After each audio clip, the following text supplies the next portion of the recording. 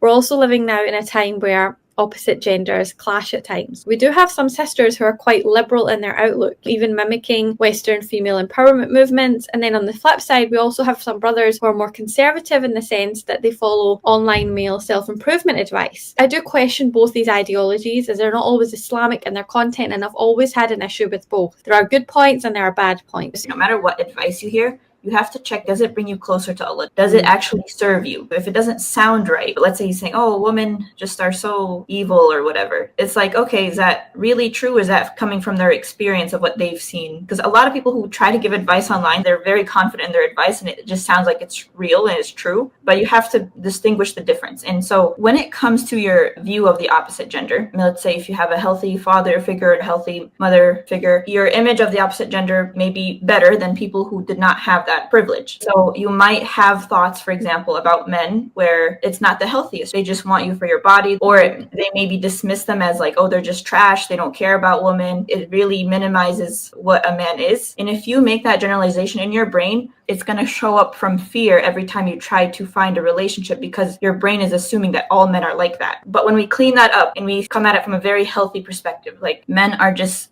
humans with a genuine soul, like at the core of who they are. They're good souls who are just trying to be protectors and providers. And there are some bad apples out there, but that's not our business. And same thing for men when they think about women, right? If you think, oh, all women are gold diggers, they just want me for my money, then that's all you're going to see. But if you change it and think women are nurturing and beautiful and they have beautiful souls and they're beautiful to be around, then that's what you're going to bring out. It helps to really look at what are your thoughts of the opposite gender. List out everything that you think about men or women and see what comes up. And you'll notice a lot of things that usually comes from the socializations of how we grew up, how we should think about people.